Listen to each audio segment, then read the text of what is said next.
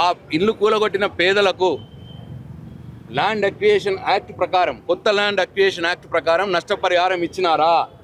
ఇస్తే ఎంతమందికి ఇచ్చినారు, ఎంత ఇచ్చినారు చెప్పమన్నారు. నంబర్ 1. నంబర్ 2, మీరు మూసీ సుందరీకరణకు ఎంత ఖర్చు పెట్టబోతున్నారు మీ ప్రభుత్వం? ఒకసారి 40,000 కోట్లు అన్నారు, ఒకసారి 70,000 కోట్లు అన్నారు, ఒకసారి 1,00,000 కోట్లు అన్నారు, ఇంకోసారి 1,50,000 కోట్లు అన్నారు. దీంట్లో ఏది నిజము? మీరు ఎంత ఖర్చు పెట్టబోతున్నారు, ఏ పనులు చేయబోతున్నారు? సూటిగా సమాధానం చెప్పాలని అడిగిండ్రు హరీష్ రావు గారు. 2. నంబర్ 3, మీరు మూసీలో ఏదైతే మంచినీళ్ళు తెచ్చి పోస్తామన్నారో మరి అది మల్లన్న సాగర్ నుంచి తెస్తున్నారా, లేదు కొండపోచమ్మ నుంచి తెస్తున్నారా, లేదు గాల్లో నుంచి తెస్తున్నారా? మరి మల్లన్న సాగరు, కొండపోచమ్మ సాగరు కాళేశ్వరంలో భాగం కాదా? ఈ విషయం కూడా స్పష్టంగా చెప్పాలి ముఖ్యమంత్రి గారు అని అడిగింది. ఈ 3 ప్రశ్నలకు ఏ సమాధానం లేదు ముఖ్యమంత్రి దగ్గర నుంచి. ఏ సమాధానం చెప్పకపోగా గంట సేపు కేసీఆర్ గారి మీద విషం గక్కుడు, కేసీఆర్ గారి సాగుకోరుడు, హరీష్ రావు గారిని అద్దాలు పెట్టుకొని మాట్లాడుతున్నాడు. అద్దాలు తీసేస్తే ఆ కళ్ళు చూస్తే బగబగా మాడిపోతారు, ఇటువంటి బాడీ షేమింగ్లు చేసాడు తప్ప ఏం చేయలేదు. ముఖ్యమంత్రి ఆయన అటు రొడ్డవాగుడిని స్పీకర్ గారు నిలువరించకపోగా అయ్యా మా ప్రశ్నలకు సమాధానాలు చెప్పట్లేదు అని మేము అంటే మీరు ముఖ్యమంత్రిని విమర్శిస్తున్నారు కాబట్టి మేము మైక్ ఇయ్యా అని చెప్పి మాకు మైక్ ఇవ్వలేదు. అందుకే ఇవాళ అసెంబ్లీని మేము బైకాట్ చేయడం జరిగింది. అసెంబ్లీగా వాడితే అసెంబ్లీలో ప్రజా సమస్యలను ఎత్తి చూపే అవకాశం ప్రతిపక్షాలకు ఇస్తే మేము అసెంబ్లీకి వెళ్తాము.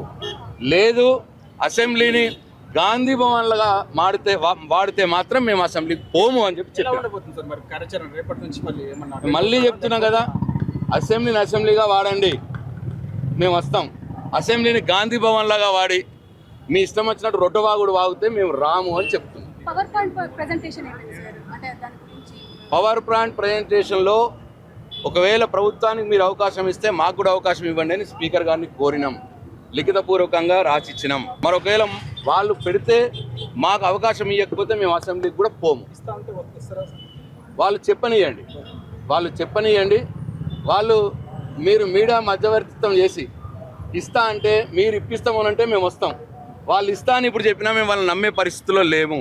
ఎందుకంటే బీఏసీలో చెప్పిర్రు మేము మీకు అవకాశం ఇస్తాము అన్నారు, బీఏసీలో నిర్ణయం అన్నారు, అన్నీ అన్నారు. మళ్ళీ హౌస్లోకి రాగానే కేవలం ముఖ్యమంత్రి రొడ్డ మాటలు మాట్లాడటానికి మాత్రమే వాడుకున్నారు తప్పిస్తే మాకు అవకాశం ఇవ్వలేదు.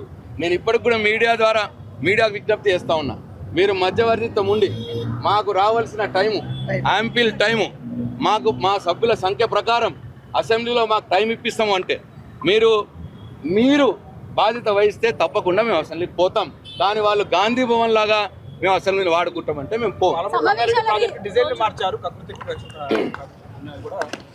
అందుకే మాకు చర్చలో మాకు అవకాశం ఇవ్వండి, మాట్లాడే అవకాశం ఏంటి అంటున్నాం, మాట్లాడే అవకాశం ఇవ్వట్లేదు వాళ్ళు.